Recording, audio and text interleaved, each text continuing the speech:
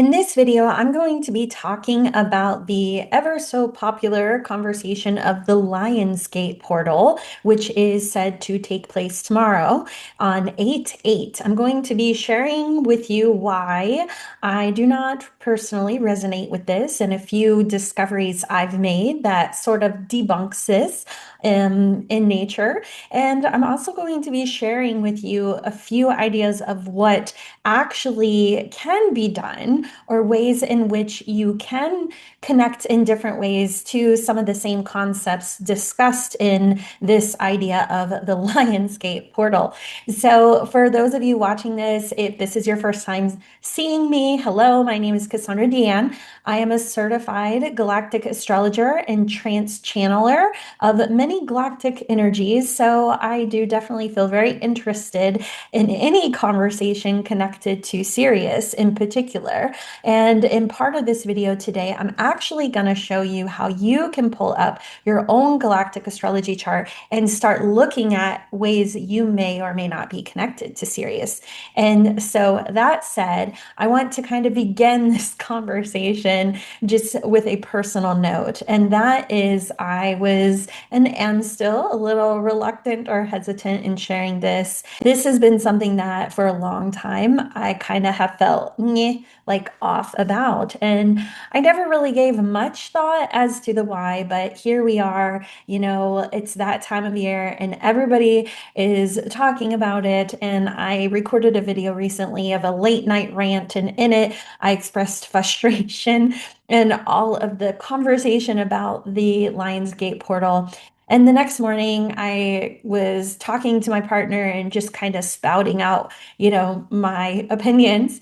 And he said, ever since I've known you, you've been like the Grinch of the Lionsgate portal. And he was like, why? And so, in sharing my opinions, he pointed out that I said, I wish people would talk about how, and dot, dot, dot. And that's when he challenged me to come on here and share my opinion. And it's been in my nature to feel like, really honestly, at the end of the day, does it really matter? And the thing is in many ways, no, it doesn't. And if it resonates with you and it feels uplifting and positive, that's great. You can stop watching this video now, for it's probably not for you. But there is some helpful information. And while we may have the best intentions, unfortunately, there are times in which these spiritual concepts that are intended to be uplifting or encouraging and supportive end up instead feeling restrictive and limited and honestly inaccurate. So, I'm going to talk a little bit more about some of these inaccuracies and how you can sort of do your own research if you would like, or even just like I said, understand what the essence is that is trying to be conveyed about this portal and realizing ways in which you can tune into this frequency on any day. So, that said, let's start with the why nots, the why it bothers me, where my frustration comes in, and the thoughts that I've pondered over the years every time I scroll and see mention of 8/8 portal, do this, 8/8 portal, meditate that, a plethora of events to maximize the energy of this powerful astrological event, which actually is not the case. It is not actually a astrological event. And we're going to talk about why here in a minute. So, first thing I would say in my ponderings has been, while I understand the significance of numerology and my own curiosity, I've always kind of entertained, okay, well, if this is based off of numbers of 8/8, how thorough is that?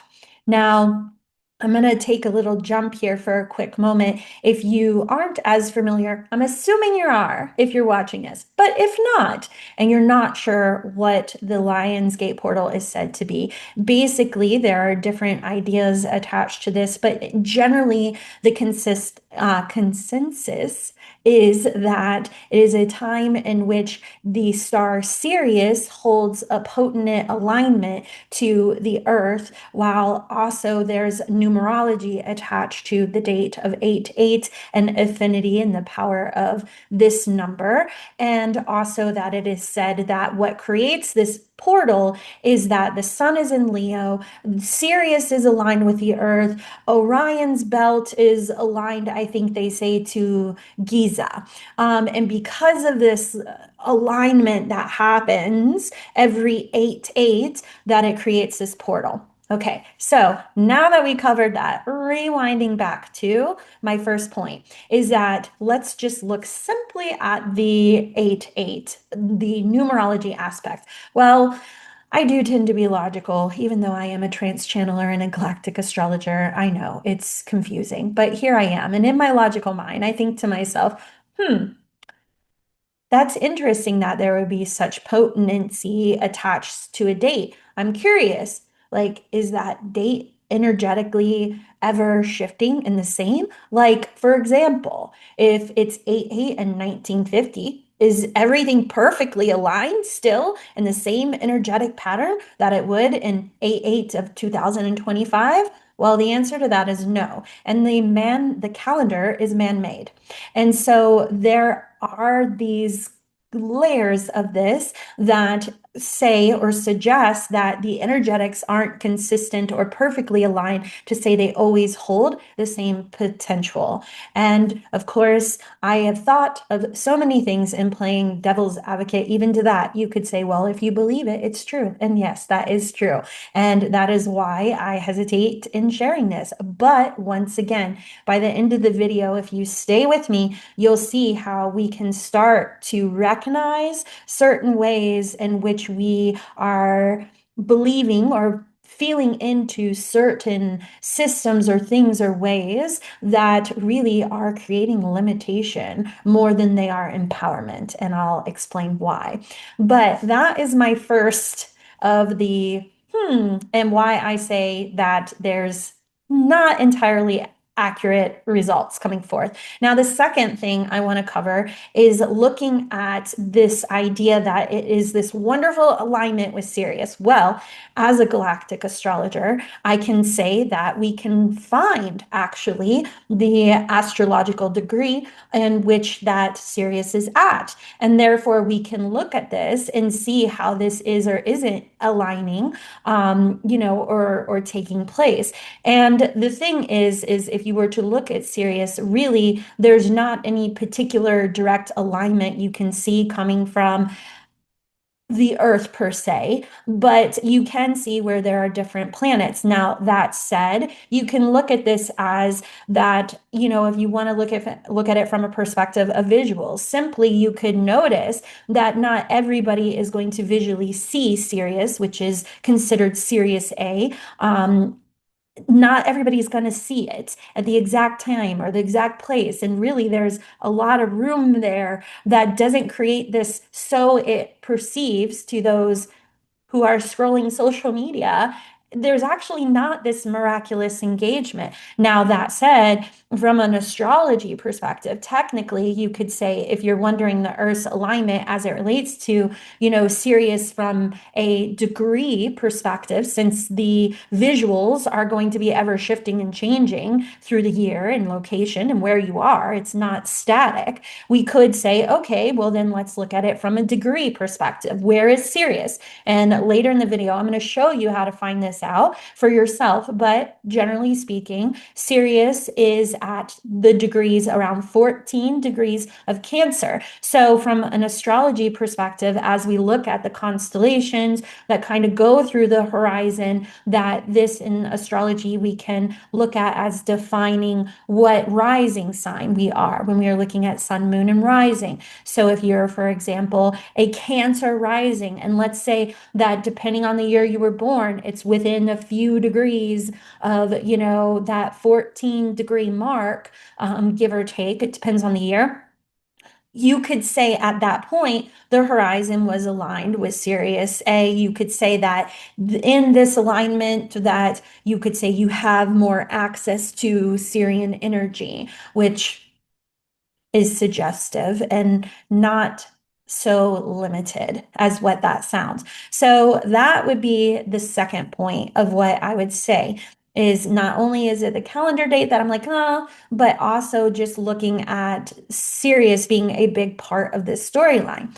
Furthermore, in my research and investigation, you can look at the other statements or the other points in which are said to create this portal, which is not only the sun in Leo, obviously that is true. The Sirius alignment with the Earth, a little questionable. And then Orion's belt lined up with Giza. Now, from what I've researched and looked, that what I'm hearing is said that no, this is not actually the case, that it would be aligned visually to this particular date. So therefore, there's kind of this claim of this powerful astrological event of alignment, but yet really nothing is saying that these things are aligned.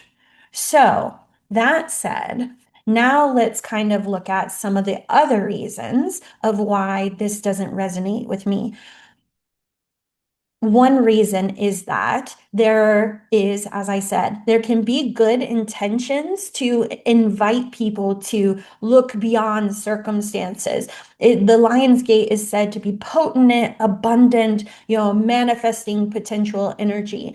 And for those that this aligns with, that's great. If you're one of those people and you're scrolling and you come across and you hear Lionsgate and you feel empowered and you feel like, oh my gosh, I can do these things. That's awesome. I'm so excited for you. Go with that. Run with that.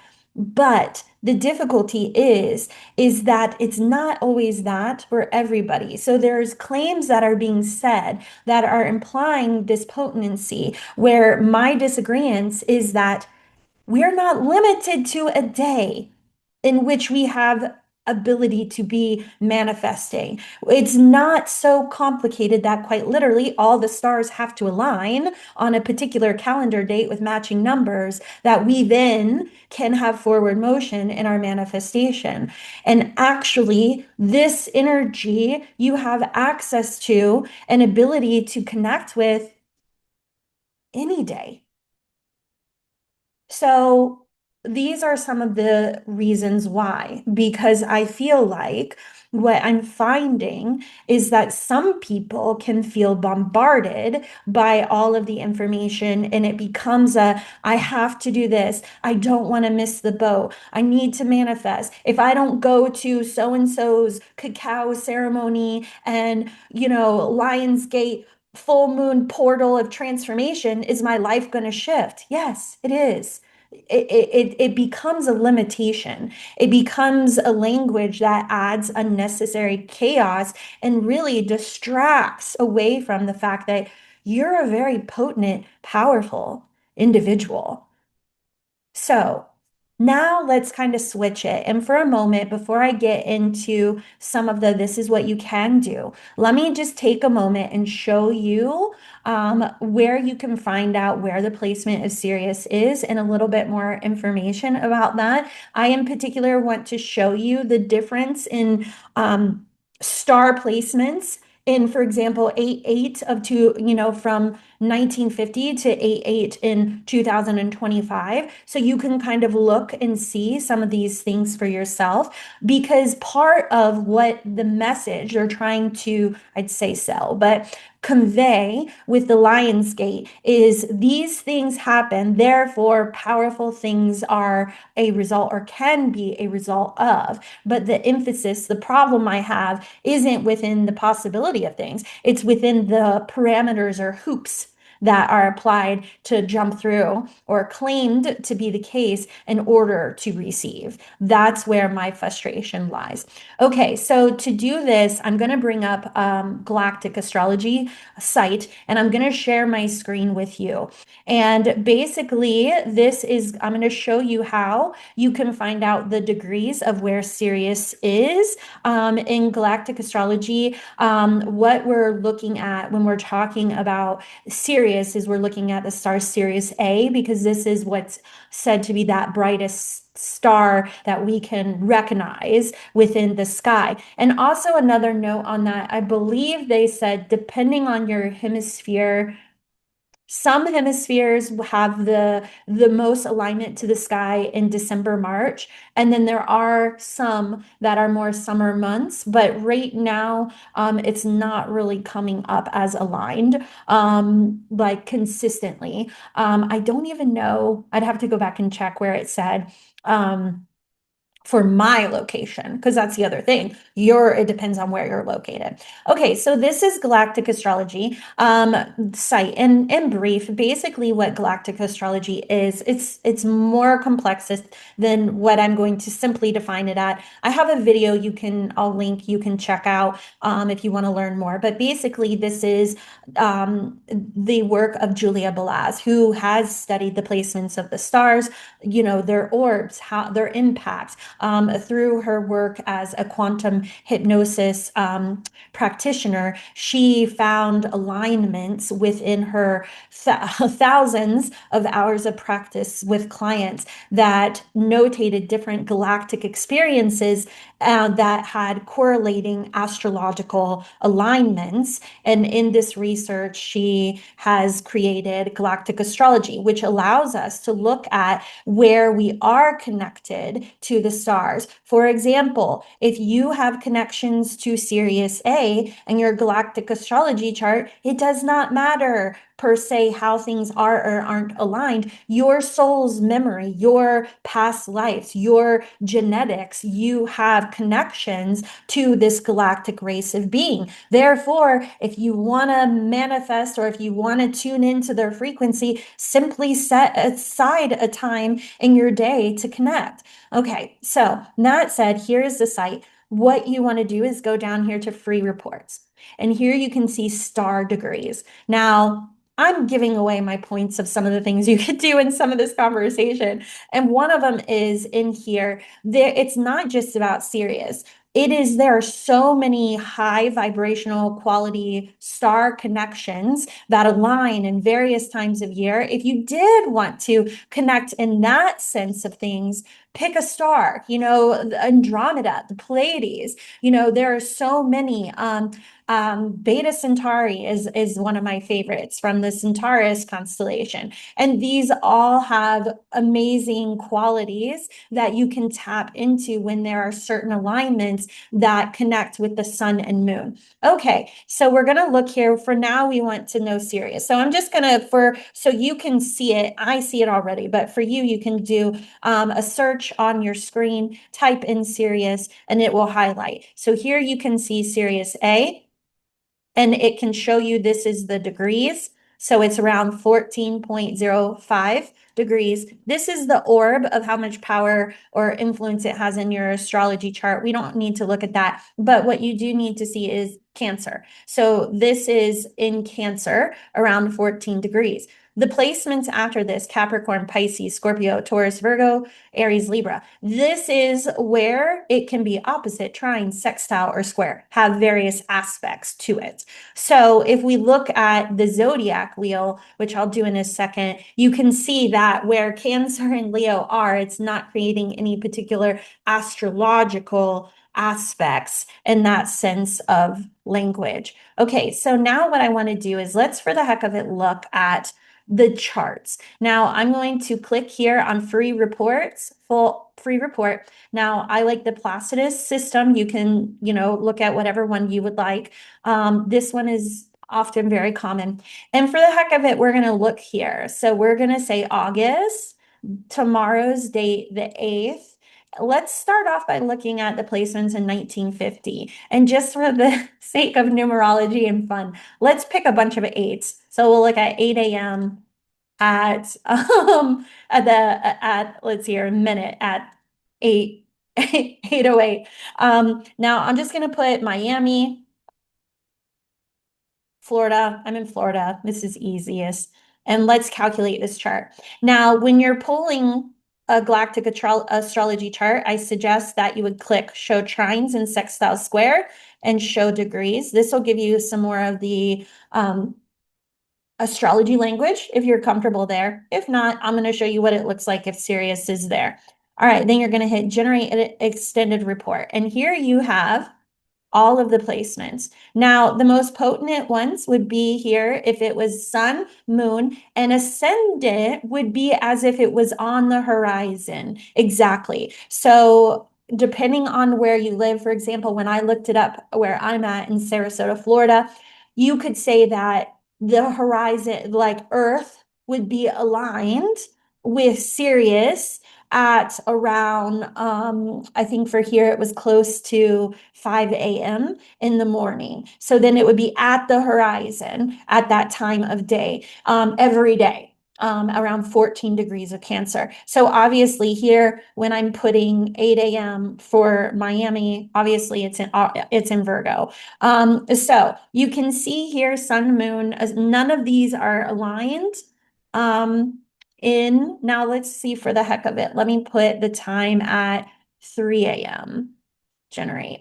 Let's see if we can find some connection.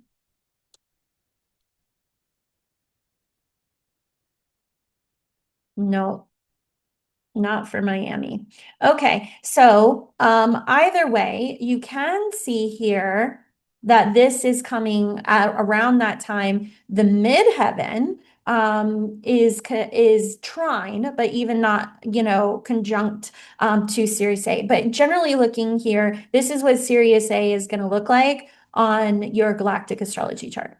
Okay, so you can see here in this, there is trines, but I would not say any of this is noting like significant aligned degrees to Sirius on 8/8 in 1950. Let's look at 2025. Okay, we'll just do 8 here in Miami. All right, so here you can see our sun right now is in Leo around 16 degrees. And for this particular chart right now, assuming tomorrow at 8 a.m., the only alignment I'm seeing to Sirius would be that Jupiter would be conjunct because Jupiter is around 13 degrees Cancer. So that's kind of fun for me because as an astrologer, I can look at this as Jupiter as abundance or expansion. And so having Jupiter connected to there, that's great. Is that what the Lion's Gate is said to be every 8/8? No. But does it say that Jupiter is conjunct Sirius A, so there is some sort of fun connection there? Yes, you could say that. So also with that, this is the other thing. When we look at Sirius A from a galactic astrology standpoint, it's also connected to ascended or higher wisdom, the ascended masters.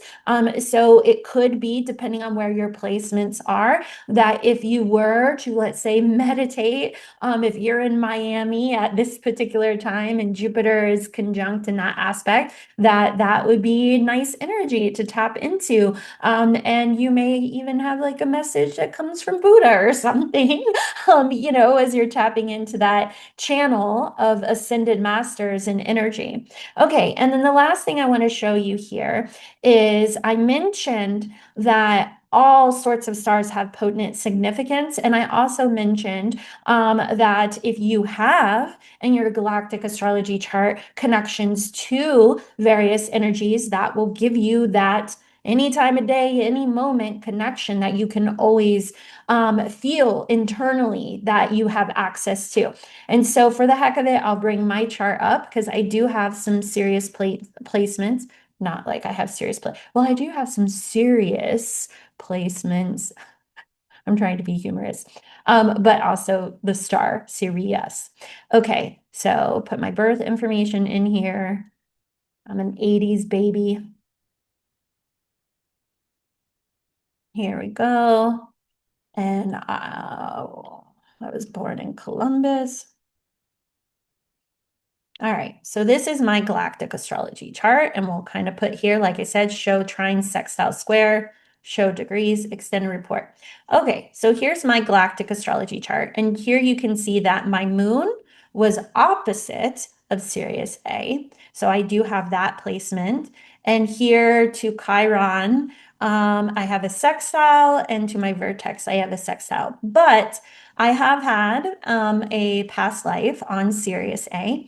Generally speaking, in galactic astrology, if something is in opposition, it usually means early in life, it can mean that you don't feel as comfortable with these qualities or that they don't become more accepted till later in life, which, considering, as I said, Sirius A is connected to ascended masters, higher wisdom knowing. I would say that that was absolutely accurate for me. It was not until later in my life that I had my spontaneous awakening and began being comfortable with various spiritual modalities and ways of belief or thinking.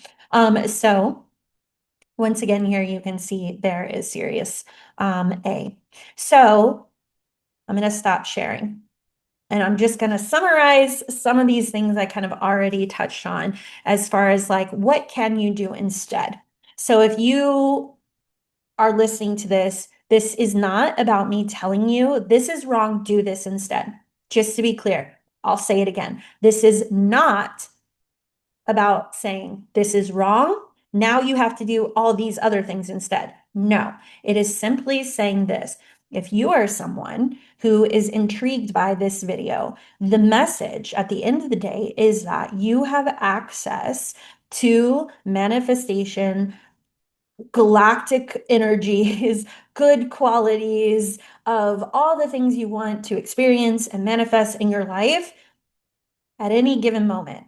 That said, if any of these particular pieces are of interest to you, then here are some things you can consider. For one is set your own portal.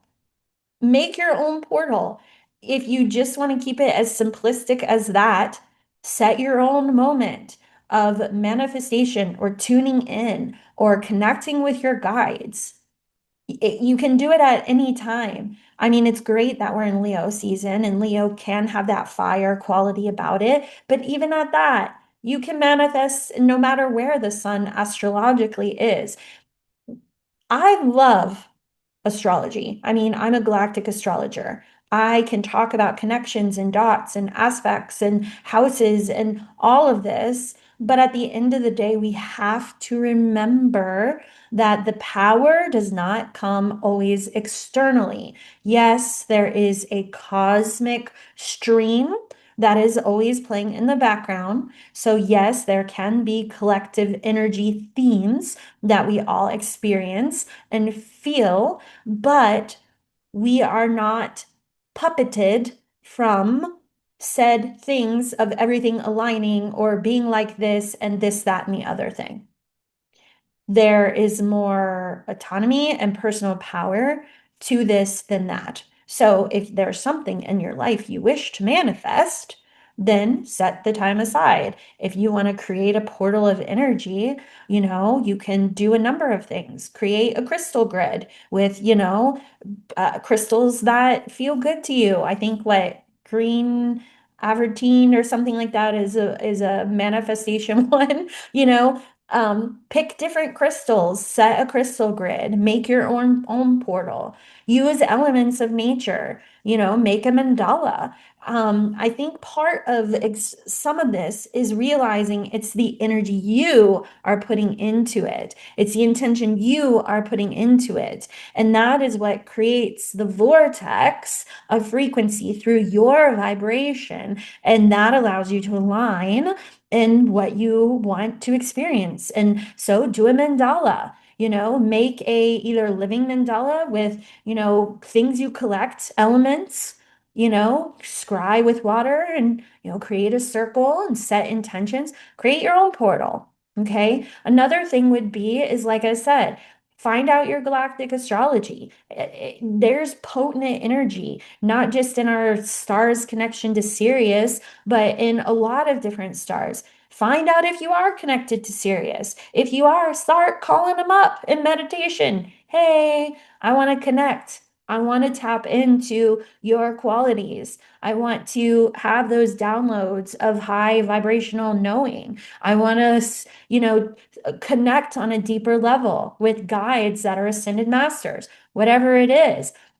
Pick a star, what calls to you, or look in your galactic astrology chart. Anywhere you have a conjunction, those are good frequencies to start researching about, learn about, start connecting with. If Sirius is the one, like I said, you now know that it's at Cancer around 14 degrees. Find out, where that is for you, when it's on the horizon or visible. Get the Star Watcher app, find it in the night sky, connect and take a moment to breathe, connect to their energy. We have access to a plethora of tools. And so it doesn't matter what the date is. Yes, I do believe in numerology. For me in particular, my number is 7. I see specifically 1222, which also equals 7, and connected to the chariot and the tarot. My apartment, when I made a drastic change in my life, my apartment number was 7. I get it. I'm right there with all the angel numbers and the numerology, having meaning. I get it. But we have to understand that these containers often are simply the invitation. They're not the absolute. They're not the check boxes. They're not the one and only. They're not the external authority. That is why I'm sharing this video. So, these are some of the ways in which you can start connecting to these energies. Um, Manifestation, there's a number of different ways, you can manifest, but don't overcomplicate it. And especially if you feel overwhelmed by all of the dialogue of what is being shared right now. And this goes for not only the Lionsgate portal, but Mercury retrograde too, and the full moon. I've got beefs with those too. We tend to, anytime I see astrology and it's like, it's going to be a hard week or this is this, it's opening the mind. Yes, there are these things, it has influence, but not 100%, not the one and only, not the absolute. Because if we do that, really, all we're doing is taking and create our own new form of religious dogma, which is limiting. So this is why I want to share this video. And I hope, if nothing else, you feel inspired to start to look more into what you are connected into, or understanding that you have connections in the first place. And yes, I mean, I would love to read for you your galactic astrology chart, but I'll also be one of the first to say that if you feel drawn to something, guess what? Chances are that's your soul's calling to say, yeah, look there. You have connections there. So if you're drawn to Atlantis, guess what? It's probably highly likely you've had past lives. If you're drawn to Lemuria or, Mesopotamia, I butchered that, but you get the point. If you're drawn to the Pleiadians, just start to open your mind to understanding that there is infinite possibilities. I'm going to end on that note. All right. I hope that this has helped you think of things a little differently. If you enjoyed the video, of course, I'm going to invite you to like or subscribe if you want to know more. This helps me reach other people through the algorithm, and I will see you next time. Bye.